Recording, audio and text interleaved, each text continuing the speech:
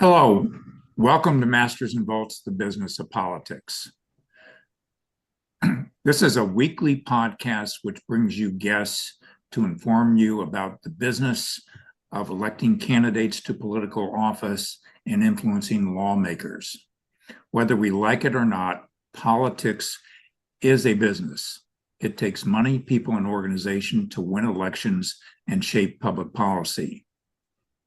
I'm here today with my co-host, Bill Volz, and our guest is Anna Massgolia, who has a very interesting title as Editorial and Investigations Manager for OpenSecrets, which is a very important organization which provides data on money in politics and lobbying at the federal level and also at the state level.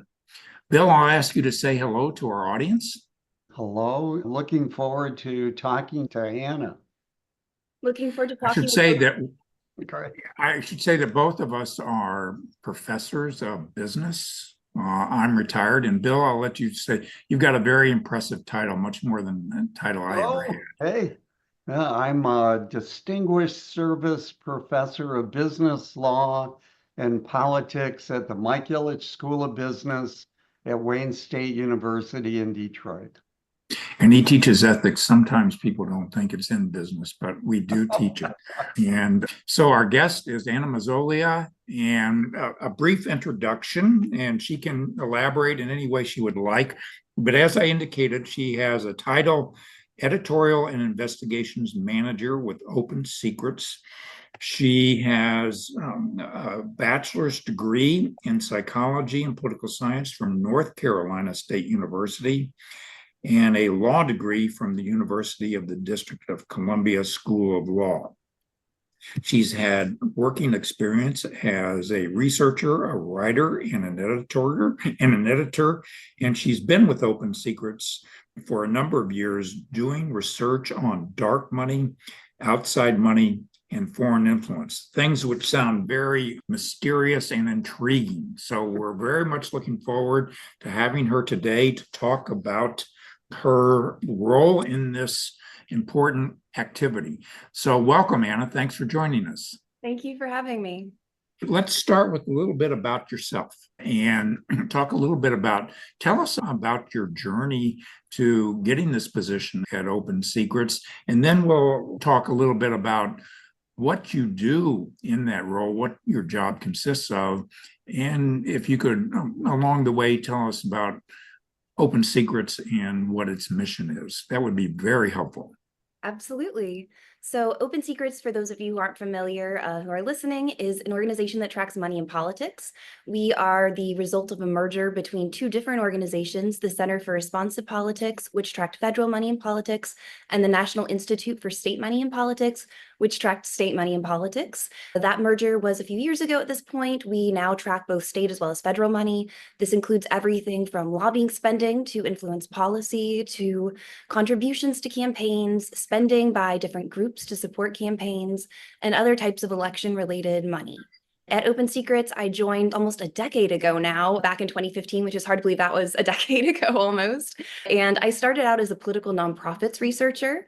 I joined OpenSecrets straight out of law school, where I had focused a lot on tax law and on election law.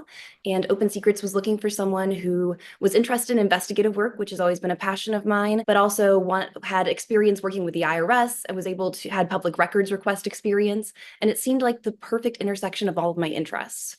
And so I joined, and primarily my initial job was tracking politically active nonprofits, collecting tax returns from different groups that were spending on elections. And then over the years, my role has evolved as OpenSecrets' needs have evolved, and as my interests have evolved to some extent. Over the years, we ended up adding on our online advertising data, which I managed for a while. I left OpenSecrets for about a year and went to Bloomberg to work on international payroll tax analysis. And after about a year, I missed the accountability work at OpenSecrets so much. I reached back out and they invited me back, and I'm just so grateful to be here. I came back to help start our foreign influence tracking program called Foreign Lobby Watch, where we take filings from the Justice Department under the Foreign Agents Registration Act and create a standardized data set from that so that we can basically track spending by different foreign interests, whether that's foreign governments or political parties in other countries, and how they're trying to influence US policy or US public opinion.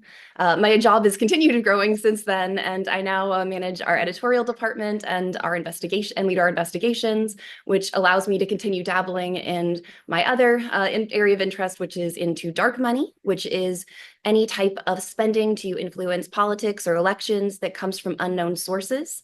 I am never bored doing this. It's always fun to do investigations, and I love the ability to work with our amazing research team and our editorial team to be able to create these investigations, work on data-driven pieces on a wide range of money and politics issues, and also continue to do some of the foreign influence research, since that's, again, my other area of passion.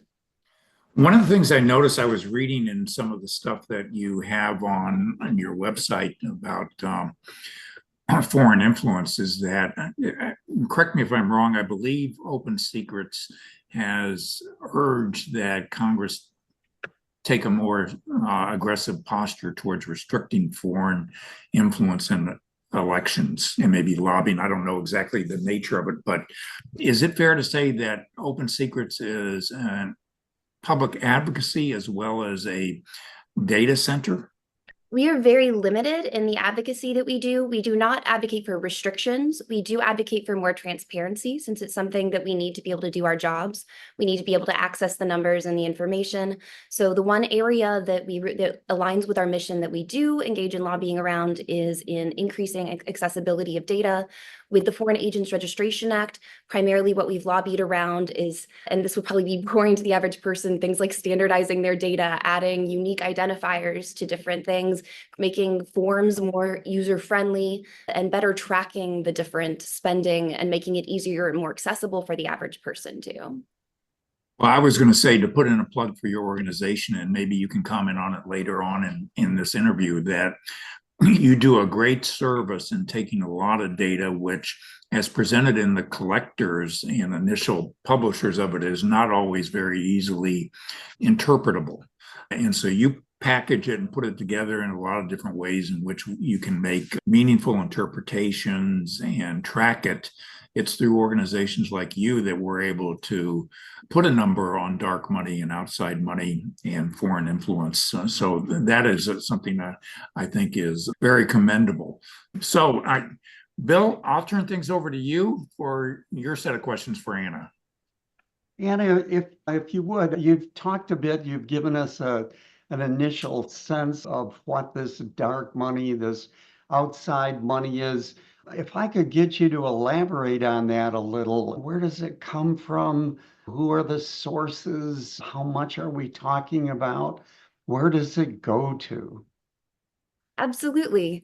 So outside spending on elections is spending by a variety of different types of groups that are not affiliated with the official campaign committee of a candidate. So you have the candidates committee, where they can only raise, at least at the federal level, a certain amount of money from each donor. There are a variety of restrictions on who they can receive money from at the federal level. You can't get direct money from a corporation, that type of thing. Whereas outside groups, at least spending on the federal level, are much more left to the Wild West of different regulations, where you have super PACs that can raise and spend unlimited sums to influence the outcomes of elections. So either attacking a candidate or promoting a candidate. This is oftentimes in the form of advertising. And the benefit of giving to a super PAC, or if a super PAC existing, would be that one donor who could not necessarily either give as much as they want to the candidate's campaign, or could not give it all, can then give to the super PAC, and the super PAC can spend that, so long as they follow certain rules, such as not coordinating with the campaign itself. This has opened the door primarily around the Supreme Court Citizens United case in 2010, and the Speech Now case also in 2010, has opened the door since then to this just flood of money going through these super PACs, coming from mega donors who may give tens of millions of dollars each, as well as from corporations that may have interest in the outcome of elections. One of the reasons that we'll see for different types of giving would be to cozy up to different politicians who may be favorable to either their businesses or their personal agenda or ideological agenda once they're in office. Oftentimes, giving to a candidate or to a super PAC supporting the candidate may go hand in hand with lobbying on certain issues and lobbying that candidate. There is a line where you aren't legally allowed to bribe a candidate or anything, but it can certainly help to establish that friendship, so to speak. And there are certain regulations around that, but it is open the door to a lot of money flowing in. Where it gets really into a gray area is dark money. And so super PACs, as political committees, are legally required to disclose their donors to the Federal Election Commission. Even though they can take as much as they want, they do have to disclose that. Where dark money comes in is these are oftentimes 501c4 nonprofits that are supposed to exist for social welfare purposes. Because of this, they're generally not required to disclose their donors to the Federal Election Commission that oversees federal election spending. They, in many cases, aren't even required to disclose their spending to the Federal Election Commission because they may exploit a variety of different loopholes in order to avoid that. This presents an issue because we won't know necessarily who is trying to influence elections. Sometimes 501c4s may spend on advertising that mentions candidates without explicitly saying to elect or defeat them, that doesn't advocate for their election or defeat, but talks about how great they are or how terrible they are. And as long as they avoid spending on TV or radio or traditional media during a very brief window before election day, they can spend as much as they want and not only never disclose their donors, but never disclose their spending. And this is something that makes it much harder for us to track, and we have to really piece together these networks. Anna, incidentally, Anna's a terrific writer, and a number of the pieces that are on the website, I think, are well worth our listeners' time to read. When we think of the big sources of outside money, I don't know who these people are. I don't see their buildings downtown with a big sign on them. Who are these sources? Who are these people? That's one of the issues, is that in many cases, we don't know. So while of the known donors, there are a list of mega donors who have had their identities attached, who are given hundreds of millions of dollars in some cases. You have big names who have been ambassadors in some administrations, who have been had close to different politicians. Looking at the 2024 election cycle, we have people like Timothy Mellon, we have people like Richard Uihlein, we have the Jeffrey Yasses, we have the to some extent, George Soros's. We have a variety of different givers on both sides of the aisle. It's many times CEOs and founders of different companies. It can be, in some cases, more ideologically driven. We do provide a list on the OpenSecrets site, just to give us a shout out, where it makes it a lot easier to be able to see a list of who the top donors are. Whereas if you were going just to the Federal Election Commission data, you would have to go to every single filing that you would suspect that person is in, or search and make a list yourself of the different itemized contributions. And so we make it together in a lump sum where you can just see that amount much more easily rather than having to add everything together yourself. There's every election cycle seems to set new records on money spent.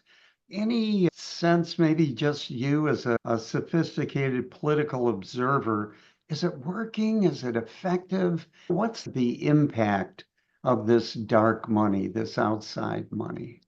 It's hard to say whether it is effective. I think different spending has different aims. It's certainly created a cottage industry, and honestly a burgeoning industry in general, of consultants who are just making money off of elections. And it's really established this whole infrastructure of people who exist to make money off of elections. So it's certainly working for them.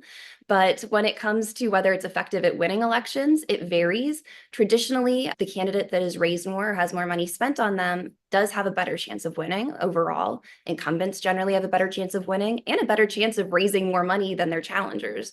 But there are certain exceptions to that. Increasingly, we're seeing small dollar donors being a very powerful force in US politics, with platforms like ActBlue and WinRed, which are payment processors that allow people to submit payments online and donations online of very small increments in a much easier way than just a few years ago. This allows a lot of $1 to $5 donations that can add up very quickly. And so that's one thing that has really shifted, where you do have the power of just individual small donors as well as mega donors. Mega donors are not going away by any means. But in terms of as it's effective, there is a lot of waste. There's a lot of spending on things that you wouldn't traditionally think of as this is election-related spending. Things like this cycle, spending on legal bills, spending on different dinners and fundraisers and coaxing donors. And so it's hard to say what is actually effective, but certainly having money provides a bigger platform in many circumstances and gives people a better chance to reach the voters that they're trying to have vote for them. Anna, before I send it back to Merrick, we've interviewed a number of political consultants, and your observation of that industry booming and what was once a seasonal, marginal lifestyle is nothing like that now. Merrick, back to you. Hope you've got a mute here. I was going to say as an aside that a lot of people think as you alluded to, the end recipient is a candidate for office. But when I look through the numbers and try and track the numbers of how it's spent, and you can do that on your website. You can get a donor who gives a lot of money to various groups, and euphemisms are very popular in politics. The Americans for Prosperity, the Americans for Good Government. They'll give it to an organization like that, which then parcels it out to another set of organizations who then give it to somebody, maybe produce a television show or something and buy the time on television. Is that how it works? That it's really, you can say that so-and-so gave, let's say, an aggregate of $20 million. Some of the names that you mentioned there. I know Elon Musk said recently that was quoted as saying that he was going to give $45 million a month. You can't give that all to one candidate, but you give it, it's funneled through organizations to get ultimately spent. Is that how it happens? Absolutely. In many cases, there are multiple different layers of organizations, these networks of groups that money gets churned through. Musk is a great example of someone who literally went out and just had a super PAC created for him to fund, to influence the election. And no longer do you have to give directly to the candidates. Super PACs, while they're supposed to be independent, which is what allows them to take unlimited sums of money. And again, this isn't unique to Musk. This is many different donors. They can have very close relationships with the candidates. Candidates can still attend events with the super PACs. In some cases, candidates may provide B-roll footage that, as long as it's publicly available, the super PACs that can then use in their own political advertisements. So you have, again, the rules on the books, but candidates can literally tell a super PAC what to do as long as it's public. It's called red boxing, where they'll put instructions effectively on their campaign site, and the super PAC knows to look there and makes their ads around the instructions of the campaign using B-roll footage provided by the campaign. And then the candidate themselves can go to events with the super PAC as long as they follow certain fundraising rules. And so you do have this very cozy relationship where the line between campaign and super PAC is not always clear. And even then, you do have those multiple different layers of looking behind who's funding the super PAC. In the easiest scenarios, you have that mega donor, the big names, and you can see those in Federal Election Commission filings, but sometimes there are multiple layers. Sometimes, and this kind of gets into the dark money area, super PACs may get money from dark money groups. And while super PACs are required to disclose their donors, groups like 501c4s that I mentioned earlier, or shell companies that might be created and there's not much record of, don't have to. And so the super PAC could just report one of these very opaque groups rather than a person's name or a company that's well known. In some cases, the super PAC may even have a sister group or affiliated group that is a dark money group. It can have the exact same name as the super PAC in some cases. One example of that this cycle is Future Forward PAC, which has Future Forward USA is the group funding it. One of them's the super PAC, one's the dark money group. And the dark money group doesn't have to ultimately disclose its donors. It's a huge area where that is exploited, and the ultimate funder ends up not known. It goes against the intent of the law while still following the letter of the law in many cases. Thank you very much for that. It seems like the relationship is a lot more cozy than we might think, and they speak in code sometimes. And I want to turn now to foreign influence. I think they're called in the statute foreign nationals and also foreign corporations. Tell us a little bit about what the law says they can or can't do in US elections, and then how you in your job try and ferret out some of their involvement that may take advantage of loopholes or not be commonly understood. Absolutely. So foreign nationals are not legally allowed to contribute to a candidate's campaign or give to a political committee to influence the outcome of elections, at least at the federal level and at the state level with normal elections. What they are allowed to do is give to groups like ballot measure committees, which is an increasingly influential area where individuals, voters across the country are voting on policies that are going to go into effect in their area. And foreign nationals are not legally barred from giving to ballot measure committees because they're considered distinct from elections under the Federal Election Commission rules, unless a state or municipality has a rule against that. So foreign nationals, by and large, can't give to influence elections unless it's ballot measure committees. But there are a variety of other ways that foreign nationals and foreign interests generally can influence U.S. politics. Politics is a broader term. We do see spending to influence policy, to influence public opinion. I think that's mostly disclosed under the Foreign Agents Registration Act, more the traditional lobbying, which is considered distinct from spending to influence elections. One of the areas with that I think warrants more scrutiny is they can hire a lobbyist, and as long as the lobbyist is a US citizen or someone who can legally give to candidates, that lobbyist can then give to a candidate. And they can't give on the foreign interest behalf. They can't give on behalf of their foreign clients, but it can sometimes help that lobbyist get a foot in the door to meet with a member of Congress if they give to their campaign. And so as long as certain rules are followed, that is perfectly legal for a foreign agent or a foreign lobbyist to give to the campaign of a member of Congress they meet with, or give to a presidential campaign of someone they meet with, unless the candidate has taken a pledge against that. And it's not uncommon for you to see them very close in time as well with the meetings.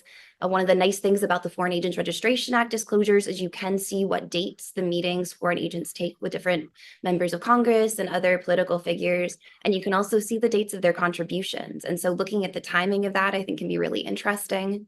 But again, that's not necessarily a loophole as much as an area where foreign nationals can exert influence on US politics that's not explicitly on elections. So it's something that's legal. There's a number of other areas that are a little bit more murky, where we don't necessarily know how much foreign money is going into our elections. Groups like 501c4 nonprofits that don't disclose their donors, it becomes really hard to know how much money they are getting from foreign nationals or foreign interests because they're not legally required to disclose who their donors are at all. It could be the billionaire next door, it could be a major corporation, or it could be a foreign interest. And so without that disclosure, we really don't know who's behind that. And foreign nationals are legally allowed to give to 501c4s because they are not considered political committees. They're supposed to exist for those social welfare groups. And even if they do give to those groups, that doesn't bar the group from giving money to a super PAC or spending directly on election, as long as they're not technically spending the money from that foreign national. And enforcement is also really difficult around this because there's so little disclosure of who's behind these groups. There has been an increase in enforcement in recent years, both of violations of the Foreign Agents Registration Act of unregistered foreign agents, as well as foreign straw donor schemes, where in some cases foreign actors may give money to either companies in the US or individuals in the US who then divvy up the money to give to candidates. And if they aren't disclosing the ultimate source of funding, that's not legal. And that has been something that we've seen more aggressively tackled in recent years. We, of course, have the Eric Adams case earlier this year, as well as a variety of different foreign agents cases. But oftentimes, cases don't rise to that level of scrutiny. We don't know what's happened behind the scenes that hasn't been disclosed because there is so little that needs to be disclosed around certain areas. Is it fair to say that if I were running a multinational company and I had a domestic subsidiary in here, there are a lot of ways I could find influencing the US political process, either through hiring a lobbyist or giving money in a referendum, public policy issue, which could affect the cost of doing business, having my domestic subsidiary do things that a US company could do. It just seems, and also giving to the social welfare organizations that make me look like a great person that I'm contributing to the education of American children. And they spend 51% of their money on social welfare and 49% on politics. But there's no way of them having to segregate that money and say, you got to take the foreign money and keep it separate. So it could filter into the money that is actually used to spend for political purposes. Is that a fair way of thinking about this? Very much. And foreign subsidiaries of foreign companies open up a whole other door where they could have political action committees that are formed by the company, funded by individuals who work for the company, as long as they're American citizens. And that political action committee affiliated with the subsidiary of a foreign company can then give as well. And so it opens up a whole other area. As long as they follow certain rules, there are issues if the foreign company, if there's foreign nationals who are controlling and pulling the strings of those political contributions, if they're saying you have to give to this person. But as long as they avoid the appearance of that, there are very few limits for a foreign company's subsidiary. Absolutely. And I'll turn things over to Bill. I think Anna writes very well. And one of the things that I think is especially noteworthy in her writing is the inclusion of data, inclusion of numbers. And I'm wondering if you could share with us how those numbers are generated, how from a myriad of different kinds of forms, different kinds of reporting requirements, how one assembles the data that OpenSecrets shares with the people that are watching what you do. Absolutely. OpenSecrets collects data from a number of different places. Over the years, we've accrued a data set with millions and millions of records at this point. We add on new records as we get them. We get information from the Federal Election Commission, pulling raw numbers from the Federal Election Commission based on the filings that are submitted to them. We get information from different level agencies on their campaign finances as well. This is a little bit trickier than at the federal level because we have data acquisition specialists who have to go to those states, sometimes actually physically get mail or a DVD and then code that information in. And so it can be a challenging process just to acquire the numbers. Once we get those numbers, we then standardize them, clean them up, and do some analysis on them. One of the value adds that OpenSecrets has is providing that kind of unique identifier for donors so that we can tell one person who has the same name from another. We can link them up to their lobbyist records. We can see how much lobbyists are giving. We can also see everyone who works at a company. So we've also classified by company and industry and sector. So that if you wanted to see everyone who works for a certain industry and how that industry gave, every company in that industry, divide it based on the organization versus individuals, you can see that as well.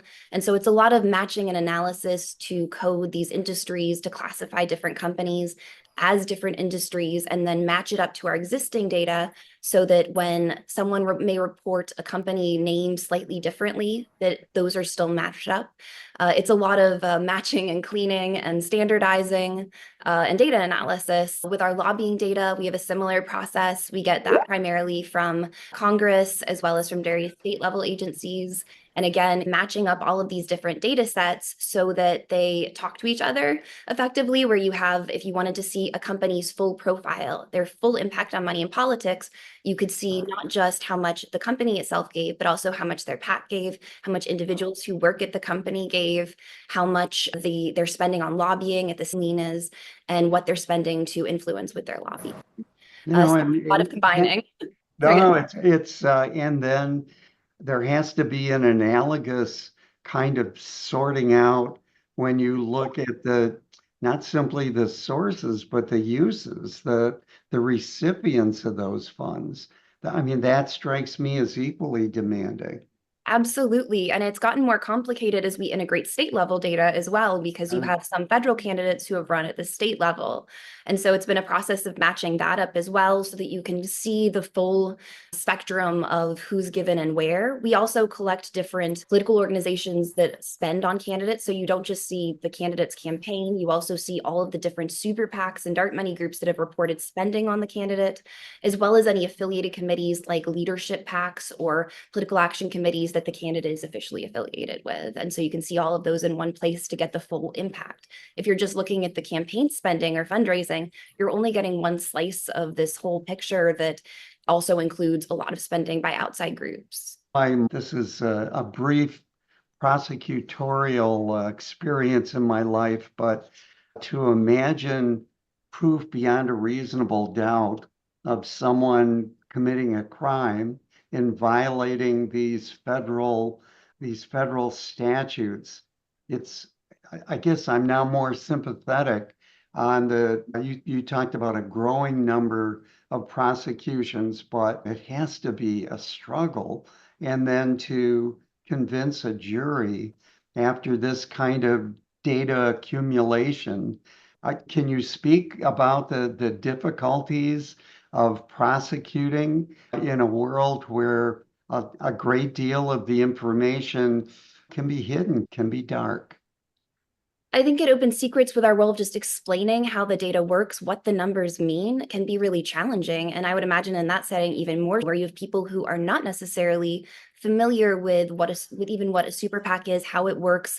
Even journalists in some cases may succumb to common pitfalls and misdescribe things. And so a lot of our work is educating journalists, educating members of the public about what the numbers mean so that they are not misinterpreted. We're very conscious at OpenSecrets about the potential for the spread of misinformation, about numbers being misused. Many people believe numbers do speak for themselves. We try to let them speak for themselves, but including all the different caveats, making sure people actually understand what those numbers mean can be really important so that they're not misconstrued, that people aren't misusing them. And sometimes that can be challenging it's a very technical area in some circumstances. You can get into things like joint fundraising committees and a variety of different things that are even more complex than what I've been talking about today. And it gets I think a lot of people's eyes glaze over when you hear numbers and you hear all of these complex terms. And so figuring out ways to explain it to people where it's understandable and where it resonates with them is really important across the board, not just in prosecutorial settings, but also with the average American. So they don't just hear it and understand it, they care, and making sure people understand this is something that could impact their daily lives. Merrick, back to you. Well, I was going to say, just as a point of perhaps of interest, is that when I ran for Congress, I remember having to file all those FEC reports. That was a pain. I used to get so mad at the time we had to spend filing those FEC reports and getting all that data in. And I thought, oh, this is ridiculous. And I remember a member of Congress who's no longer with us now, but a very senior member of Congress I heard once say, addressing a group of lobbyists, how did we survive all those years without the Federal Election Commission? And I think that the point that you mentioned now, and that I guess I'm driving at, is this is a very complicated legal area. It's very technical. And it's also an area where tax laws have a great deal. So what you specialize in law school plus your law background ought to help you a lot in navigating through this. I don't want to use the term swamp, but it certainly seems like it could be a swamp sometime of money to influence. I wouldn't disagree with that characterization by any means, but no, it has been really useful, especially as we try to get access to the numbers and the information, because in some cases, just getting the information can be challenging. In particular, with dark money groups, they're not required to file somewhere that's going to be readily accessible. We don't get those numbers automatically like we do with the Federal Election Commission and campaign finance numbers. In many cases, we have to actually go to the groups and get their tax returns, or go to the IRS and get them. With the Foreign Agents Registration Act filings, just reading the filings, I think, can sometimes be challenging, where up until a few years ago, we were getting Sharpie marker filings where it was very messy. And so construing those sometimes can be challenging. And just there have been great improvements on the forms in more recent years, so it's much more standardized, but just being able to understand it, being able to navigate the government systems, especially if you're just the average American, can be even more challenging if you're trying to find this information, which is where OpenSecrets has stepped in to hopefully make it more accessible, understandable to people, so they're not having to read through hundreds of pages of PDF documents or try to navigate these systems that otherwise could be overwhelming. I don't think I could have written half the articles that I've written without open secrets and help digest things. It's been very helpful. I would ask you, Anna, is there anything else you'd like to tell us about yourself or open secrets that you think would be helpful to an audience watching a podcast on the business of politics? I think it's always worth checking out the site. I know I'm biased, but I thoroughly enjoy using it myself.